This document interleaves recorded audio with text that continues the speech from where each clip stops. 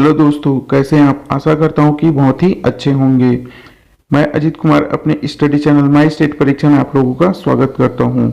दोस्तों, एक बार फिर से आप लोगों के लिए मैं हिंदी भाग से महत्वपूर्ण प्रश्न लेकर आया हूं। दोस्तों, जो गवर्नमेंट एग्जाम की तैयारी कर रहे हैं उनके लिए काफ़ी इंपॉर्टेंट होने वाली हैं, तो इस वीडियो को एंड तक ज़रूर देखें। दोस्तों अगर चैनल में पहली बार आए हैं तो चैनल को सब्सक्राइब कर दें, बेल आइकन को भी प्रेस कर दें ताकि नए वीडियो का अपडेट आपको मिलता रहे।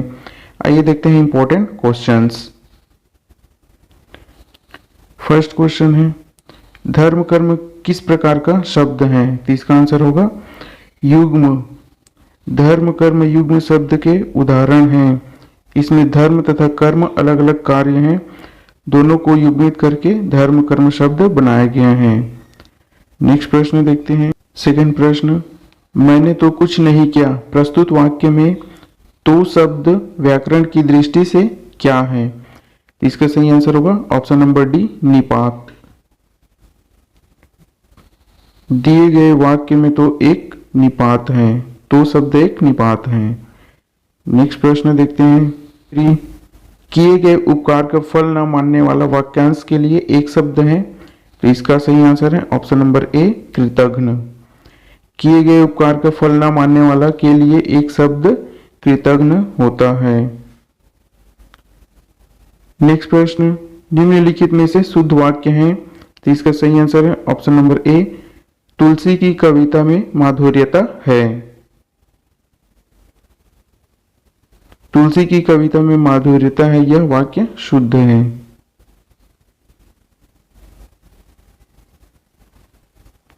नेक्स्ट प्रश्न, न नौ मन तेल होगा न राधा नाचेगी का भाव है?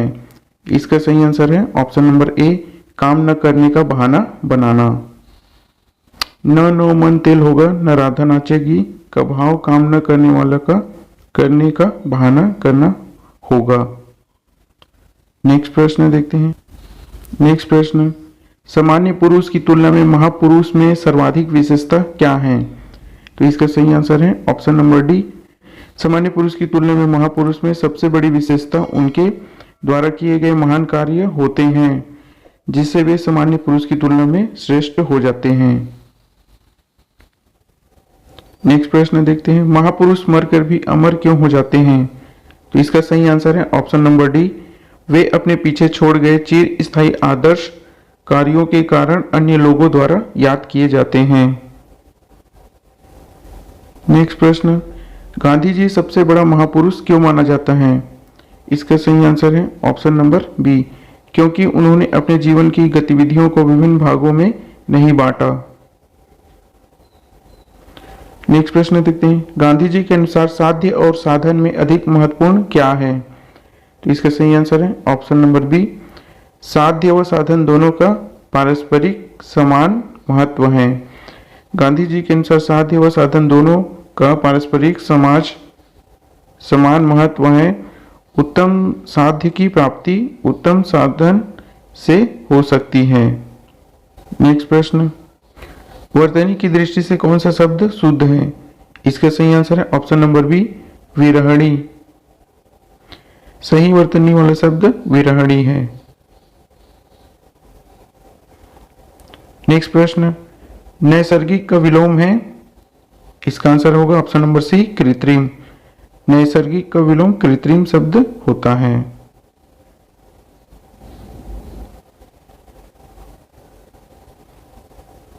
नेक्स्ट प्रश्न, चंद्रशेखर शब्द में समास है? तो इसका सही आंसर है ऑप्शन नंबर सी, बहुव्रीहि समास है। चंद्रशेखर का अर्थ चंद्रमा है, जिसके सिर पर अर्थात भगवान शिव, या यहाँ बहुव्रीहि समास है। नेक्स्ट प्रश्न, सूर्य का पर्याय कौन नहीं है? तो इसका सही आंसर होगा option number B, Sudhanshu. Sudhanshu चंद्रमा का पर्यायवाची होता है। आदित्य, दिवाकर तथा अंशुमाली सूर्य के पर्यायवाची शब्द हैं। नेक्स्ट प्रश्न, निम्नलिखित में से पवन का पर्यायवाची शब्द है? इसका सही आंसर है ऑप्शन नंबर बी, अनिल। पवन का पर्यायवाची अनिल है, अनल है, आग तथा सलिल जल का पर्यायवाची है। नेक्स्ट प्रश्न, लोकायतन किस कवि की रचना है? तो इसका सही आंसर होगा ऑप्शन नंबर बी, सुमित्रा नंदन पंत।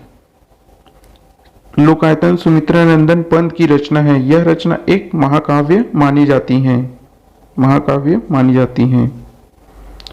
दोस्तों वीडियो कैसा लग रहा है कमेंट करके जरूर बताएं ताकि हमें मोटिवेशन मिलता रहे। चलिए आगे बढ़ते हैं, नेक्स्ट प्रश्न देख लेते हैं।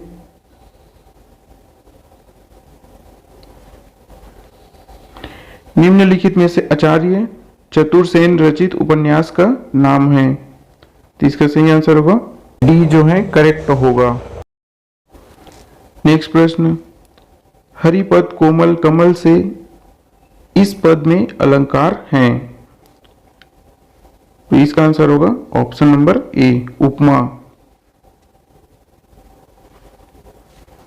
हरिपद कोमल कमल से इस वाक्य में भगवान हरि विष्णु के पैर को कोमल कमल के समान बताया गया है, इसलिए इसमें उपमा अलंकार है।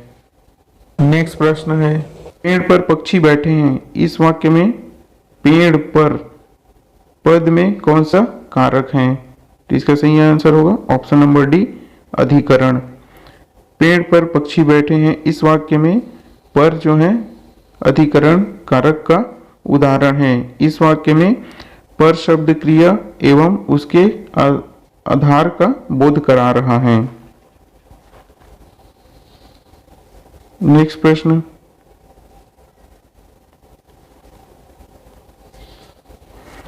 वह आजकल दिल्ली में है। इस वाक्य में रेखांकित शब्द हैं। तो इसका सही आंसर है ऑप्शन नंबर बी, अवयव। रेखांकित शब्द जो है क्या है हमारा? अवयव। दिए गए वाक्य में रेखांकित वाक्य आजकल एक अवयव शब्द है।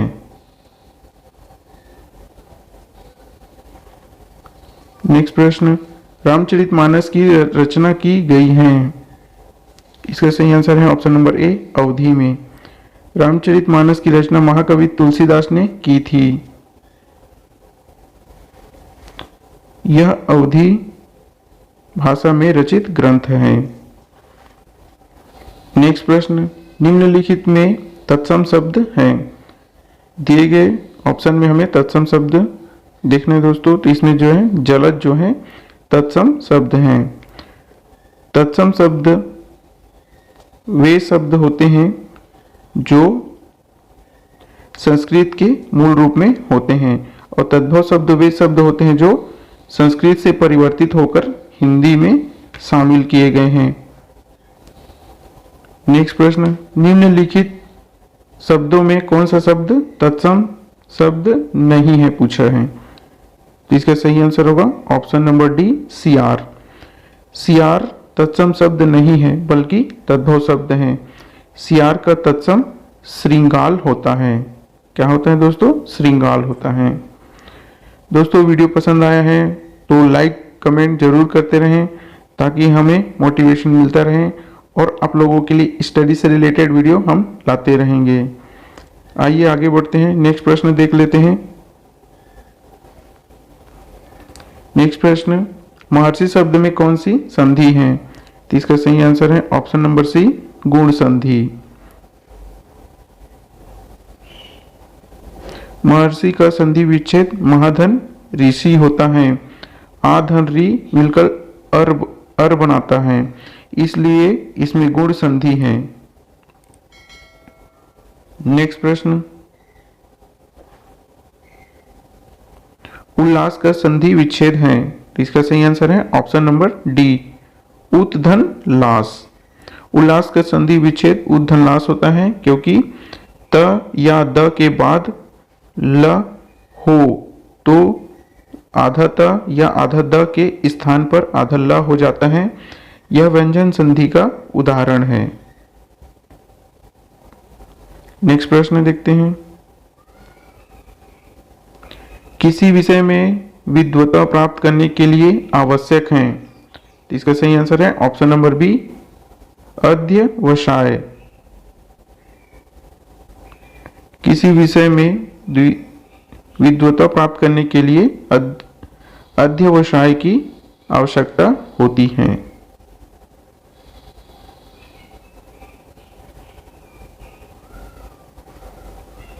नेक्स्ट प्रश्न, सुमित्रा नंदन पंत का जन्म खालिस्तान में हुआ था। इसका सही आंसर है दोस्तों ऑप्शन नंबर बी, कौसानी में हुआ था। सुमित्रा नंदन पंत का जन्म कौसानी अल्मोड़ा में 20 मई सन 1900 में हुआ था। इनके बचपन का नाम गोसाई दत्त था। जरूर याद रखें दोस्तों, इंपॉर्टेंट क्वेश्चन है।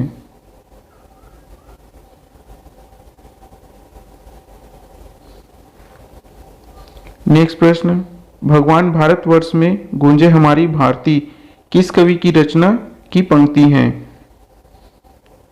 इसमें भी स्टार है दोस्तों, तो इसे भी आप लोग कमेंट के माध्यम से आंसर जरूर करें दोस्तों, ताकि स्टडी का माहौल बना रहे। कमेंट जरूर करें इसका आंसर। आइए देखते हैं नेक्स्ट प्रश्न।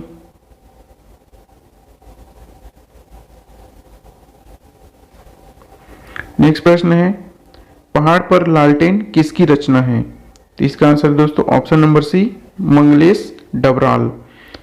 पहाड़ पर लालटेन मंगलेश डबराल की कृति है।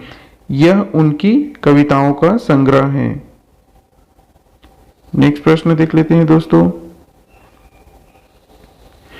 जयशंकर प्रसाद बहुत बड़े नाटककार थे। उन्होंने खालिस्तान नाटक की रचना की। तो इसका सही आंसर है option number A, Ajatashatru. Jaishankar Prasad बहुत बड़े नाटककार थे। उन्होंने अजातशत्रु नामक नाटक की रचना की थी। लास्ट प्रश्न देखते हैं दोस्तों, लास्ट अंतिम प्रश्न, निम्नलिखित में से रीतिकालीन कवि कौन है। इसका सही आंसर है ऑप्शन नंबर डी, बिहारी लाल। इस प्रकार से दोस्तों हिंदी भाग से मैंने महत्वपूर्ण 60 क्वेश्चन को सोल्व करा दिया हूं दोस्तों। वीडियो को एंड तक देखने के लिए धन्यवाद दोस्तों। यदि वीडियो को लाइक नहीं किए हैं तो लाइक कर दें, अपने दोस्तों में शेयर कर दें, ताकि उन्हें भी स्टडी करने में हेल्प मिल सके।